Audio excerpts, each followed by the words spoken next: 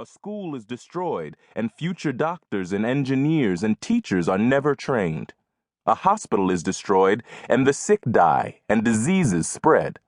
A field, crop, or well is destroyed, and malnutrition, deprivation, and starvation take lives. In almost every war ever fought, there were more lives lost because of the effects of the war than those lost on the battlefield. Starvation and disease ultimately kill and maim more people than those claimed by direct conflict. In some conflicts, children are not collateral damage, not a sad secondary effect of war, but the specific targets of war. They are seen as equally valid targets of death as any armed combatant. Perhaps, by some sick and twisted logic, they are even seen as better targets than an armed combatant. They can't fight back. In the greatest of human atrocities, armed combatants actively seek out any member of a group in an attempt to eradicate, eliminate, and annihilate that group. We are, of course, talking about genocide. Genocide, by definition, is the deliberate and systematic destruction of a group based on race, religion, or culture. The genocide most known to the modern Western world is the Holocaust that took place in Europe from 1939 to 1945, when Nazi Germany attempted to eliminate all Jewish people and certain other ethnic minorities. This atrocity resulted in millions of men, women, and children being systematically identified, captured, transported, and slaughtered. It would be tempting to view the Holocaust as just a temporary insanity that involved one group of people. This is not the case.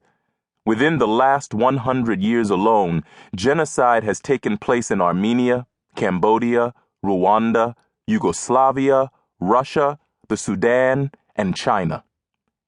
It would be an underestimation to say that over 100 million people were killed in these periods of genocidal insanity. And each of those victims, regardless of the specific conflict, was equally human and equally important, and the loss of life equally tragic. There are times when children are not even targeted because of any ethnic, racial, or religious reason, but simply because they are children. They are the most vulnerable as well as the most impressionable targets. They are removed by armed men from the safety of their homes and the care of their families so that they can be used as servants, slaves, or sexual partners, or they are forced to become combatants in the conflict. The legacy of child soldiers is one of the greatest tragedies of this past century. Young children are taken from their families by armed combatants. Family members are slaughtered. Sometimes children are forced to take the lives of members of their own families. Young children, some younger than 10 years old, become indoctrinated and trained in the ways of killing. They become efficient killers for the same reason that children can become such agents for good. They are impressionable, open, and too young to understand the ultimate consequences of their actions. One of the first steps in training for armed combat is to dehumanize, minimize, and distance those being targeted from those who will do the killing. This may seem a somewhat unlikely proposition from our vantage point in the Western world. Nevertheless, we know it happens. Although we might be geographically and politically distanced from the war zones of today's world, we must never assume that we are somehow superior to people who find themselves in the midst of these conflicts. Some readers will almost certainly claim that When Elephants Fight presents a biased view of the stories presented.